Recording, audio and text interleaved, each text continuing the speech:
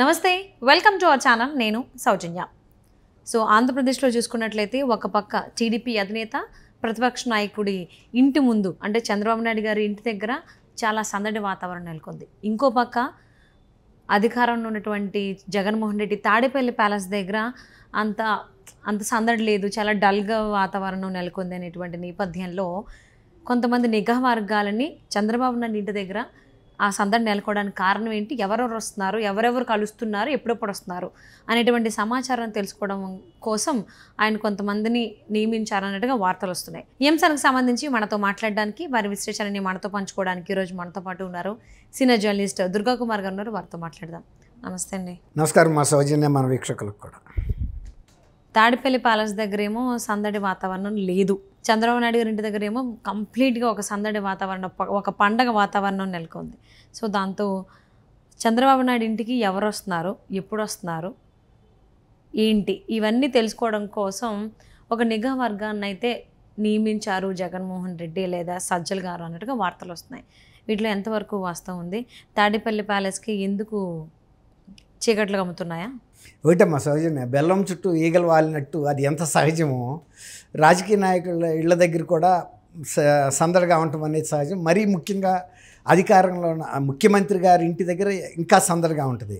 కానీ మొదటి నుంచి కూడా జగన్మోహన్ రెడ్డి గారు వైఖరి ఏంటంటే తన ఇంటి దగ్గర ఎవరు కూడా డిస్టర్బ్ చేయడానికి ఆయన ఇష్టపడ్డాడు.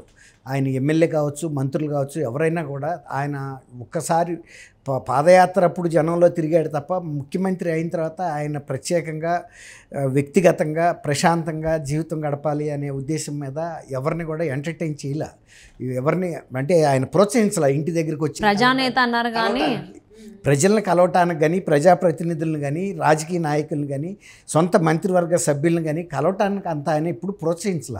ఇప్పుడు కొంచెం ఆయన విశ్రాంతిగా వ్యక్తిగతంగా జీవితం గడపడానికి ఎక్కువ ఇష్టపడేవారు.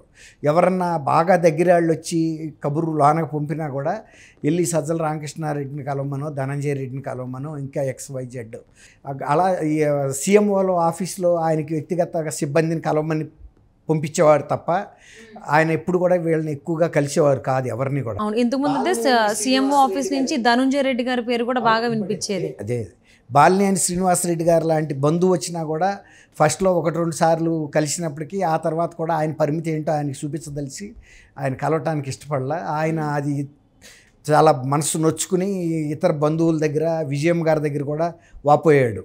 నన్ను కూడా కలవటం లేదు, ధనంజయని కలవమంటున్నాడు, సజ్జల రామకృష్ణ కలవమంటున్నాడు, నేను ఎవరు అంటే నేను బంధువుని కదా. ఎంతో కాలంగా రాజశేఖర రెడ్డి గారి కుటుంబానికి బంధువే కాకుండా ఒక విశ్వాసపాత్రుడిగా ఫస్ట్ పార్టీ పెట్టినప్పుడే పార్టీలో చేరి ఎమ్మెల్యే రాజీనామా చేసి చేరిన వ్యక్తి.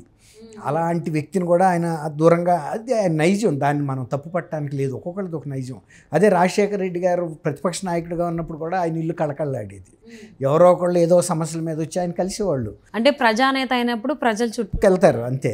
కానీ ఈయన ముఖ్యమంత్రి అయినా కూడా దాని మూలాన ఏమైందంటే అదే మొన్న ఈ మధ్య కనీసం సీట్లప్పుడు వాళ్ళు వీళ్ళు వచ్చడానికి ప్రయత్నించారు, కొంతమంది తప్పని పరిస్థితిలో కలిశాడు. ఇప్పుడు సీట్లకు సంబంధించి రానేవాళ్ళు ఎవరో తేలిపోయింది.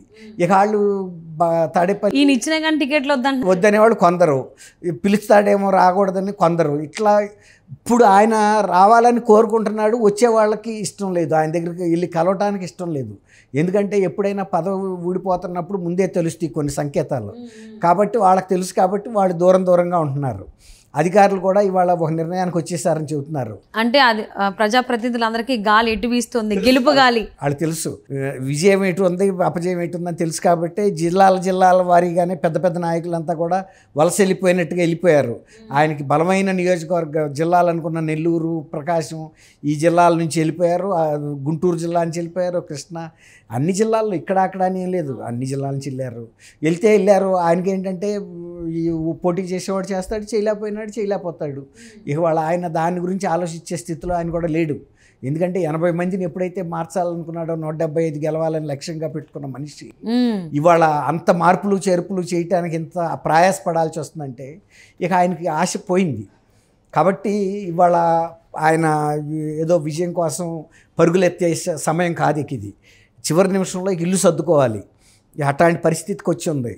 కాబట్టి వాళ్ళ జనాన్ని రమ్మంటే రారు. ఇప్పుడు ఎంత నీ దగ్గర అధికారం ఉంటే కూడా నీకు నువ్వు ఉపయోగించుకున్నావు కానీ జనాలకు ఉపయోగించింది ఏం లేదు. ఎవరిని ఇప్పుడు అందరూ అనుకుంటున్నారు ఆయన సామాజిక వర్గానికి ఏదో చేశాడని. ఒక 40 మంది సామాజిక వర్గీయులకి బాగా దగ్గర వాళ్ళకి సలహాదారుల పదవులు ఇచ్చినందువల్ల సామాజిక వర్గానికి ఒరిగేది ఏమీ లేదు. ఆ వ్యక్తిగతంగా ఆ 40 మందికే వాళ్ళు తెలుగుదేశంలో అధికారంలో ఉన్నప్పుడు కూడా లబ్ధి పొందగలిగినంత తెలివితేటలో స్థాయి కలిగిన వాళ్ళు. కాబట్టి జగన్మోహన్ రెడ్డి గారు ఏమీ ఎవరికీ చేయలే. అది పలానా సామాజిక వర్గానికి చేశాడనే కూడా భ్రమలే. ఓకే, అంటే ఏ సామాజిక వర్గానికి కూడా ఏం చేయటం. ఇప్పుడు ఆ హెల్ప్ చేసే నేచరు రాజశేఖర రెడ్డి గారికి ఉంది. అది ఎవరికైనా చేస్తాడు. అది సొంత వాళ్ళకి చేస్తాడు, బయట వాళ్ళకి చేస్తాడు, ఎవరికైనా చేస్తాడు. అసలు ఆయన దృష్టిలో అలాంటి ఆలోచన, నీచపు ఆలోచన రాదు ఆయనకి. ఈయన ప్రతి వాడిని వేధించి ఇవాళ అధికారులు కూడా ఒక స్థాయికి వచ్చేసారు. ఎట్టి పరిస్థితుల్లోనూ మనం ఇక అది ప్రభుత్వం చెప్పినట్టు చేయకూడదు. ఇవన్నీ కూడా రేపు మనకి ఉచ్చు తాళ్ళై మెడకు బిగుసుకుంటాయి. గతంలో ఐఏఎస్ ఆఫీసర్లు అనేక మంది జైలుకి వెళ్ళారు. ఇప్పుడు చేసిన తప్పులు చేశాము ఐపీఎస్లు, కానీ ఇంకా ఎందుకు చేయాలి మనం చేయొద్దు. తర్వాత పక్క రాష్ట్రంలో ఈ ఫోన్ ట్యాపింగులు చేసి ఒక డిఎస్పీ అరెస్ట్ అయ్యాడు. ఇంకా మొత్తం కేసు అంతా బయటపడాల్సి ఉంది. ఎస్పీ స్థాయి అధికారులు కూడా అరెస్ట్ అవుతారు, దాంట్లో సందేహం లేదు. ఎందుకంటే ఇక్కడ ముఖ్యమంత్రి అయ్యిందే ఒక బాధితుడు, ఫోన్ ట్యాపింగ్ బాధితుడే రేవంత్ రెడ్డి గారు. ఆయన అప్పుడు చెప్పాడు. అట్లాగే ఇప్పుడు ఇక్కడ కూడా ఆంధ్రప్రదేశ్లో కూడా కోటమిరెడ్డి శ్రీధర్ రెడ్డి గారు ఆయన సొంత పార్టీ ఎమ్మెల్యే ఇవాళ కాదు 6 నెలల క్రితం, సంవత్సరం క్రితమే చెప్పాడు, నా ఫోన్ ట్యాపింగ్ అవుతుంది, నేను ఎప్పటికప్పుడు నా సిమ్ములు మార్చుకుంటున్నాను, వాట్సాప్ కాల్లో మాట్లాడుకుంటున్నాను, టెలిగ్రామ్లో మాట్లాడుకుంటున్నానని. సొంత ఎమ్మెల్యే.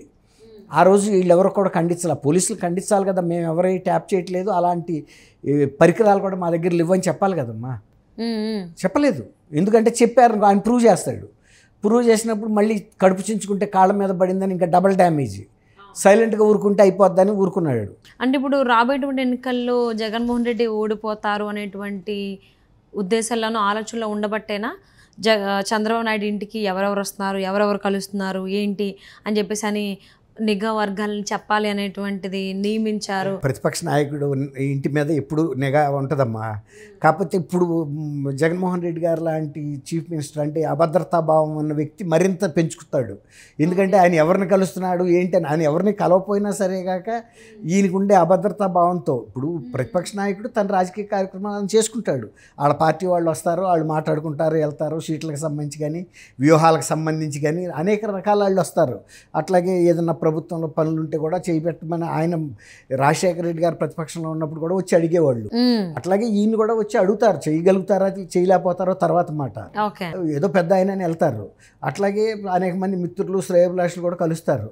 అట్లా నిఘా పెట్టడం అనేది మామూలే.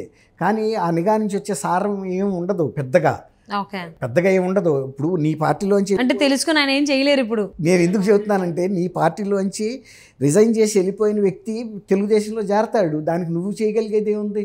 నీ పార్టీకి అయితే రిజైన్ చేశాడు, పదవులకు రిజైన్ చేశాడు, వెళ్తున్నాడు, చేరుతున్నాడు. మన మంత్రి జయరాం వెళ్ళాడు, చేరాడు. ఇంకా ఏం చేయగలడు ఆయన? జయరాంని ఏమన్నా తెప్పించగలడు ఆయనకి? చాలా మంది శ్రీకృష్ణదేవరాయలు కావచ్చు, బాలశౌరి గారు కావచ్చు, చాలా మంది వెళ్ళిపోయారు.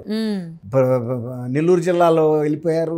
మాగుండ శ్రీనివాసులు గారు కూడా రెడ్డి చాలా పెద్ద ఫ్యామిలీ అది. ఆయన వేమగిరి ఆయన ప్రభాకర్ రెడ్డి గారు ఆయన వెళ్ళిపోయాడు. అట్లా వెళ్ళిపోయే వాళ్ళని నువ్వేం చేయగలవు? ఎవడేం చేయగలడు? అట్లా వీళ్ళు అనవసరపు ప్రయాస తప్ప దీంతో వచ్చేది ఉండదు. ఇప్పుడు నీ స్ట్రెంగ్త్ నిలబెట్టుకునే పరిస్థితిలో నువ్వు లేవు. నువ్వు వీక్ అయినప్పుడు అవతల స్ట్రాంగ్ అవుతాడు. అది ఒక ఫిజికల్గా న్యాచురల్గా ప్రకృతి పరంగా జరిగేది. ఇప్పుడు నువ్వు రాజకీయంగా బలహీనపడ్డావు అంటే అవతల బలపడ్డట్టే. అవును. కాబట్టి ఇవన్నీ రొటీన్గా జరుగుతాయమ్మా, ప్రతి ప్రభుత్వం చేసే పని ఇది.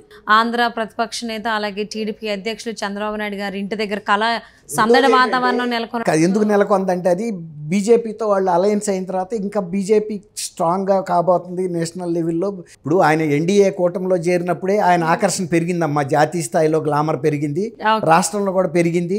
ఎన్డీఏలో ఈయన రేపు చక్కని తిప్పిపోతున్నాడు కాబట్టి ఎప్పుడైనా ఇప్పుడు ఆయన అధికారానికి దూరం అయినప్పుడు ఎలా వెలవెలబోయిందో మళ్ళీ ఎప్పుడైతే ఈయన ఎన్డీఏ గ్రూప్లో చేరటంతోనే ఆయన ఇంటి దగ్గర కళ పెరిగింది, ఆయన వ్యక్తిగతంగా కూడా ఆయనలో హుషారు పెరిగింది, ఆయన మూమెంటు వ్యూహం అన్నీ మారిపోయినాయి. ఇది సహజం ఎప్పుడైనా. టీడీపీ అధ్యక్షుడు ప్రతిపక్ష నేత చంద్రబాబు నాయుడు గారి ఇంటికి ఎవరెవరు వస్తున్నారు ఏంటి అని చెప్పేసి అని ఏపీ నిఘా వర్గం నిఘా పెట్టిందని చెప్పేసి వార్తలు వస్తున్నాయి. మరి ఎవరెవరు వస్తున్నారు ఏంటి కలుస్తున్నారు అని చెప్పేసి అని ఎవరైతే ఏర్పాటు చేశారో జగన్మోహన్ రెడ్డి కావచ్చు లేదా సజ్జల గారు కావచ్చు తెలుసుకొని ఏం చేస్తారు, ఏం మాట్లాడే అవకాశాలు ఉన్నాయి, ఏం మాట్లాడతారంటే రాబోయేటువంటి రోజుల్లో చూద్దామండి. And thank you so much for spending your valuable time with us Durga Kumar garu. Thank you అమ్మా సౌజన్య, మన వీక్షకులు కూడా.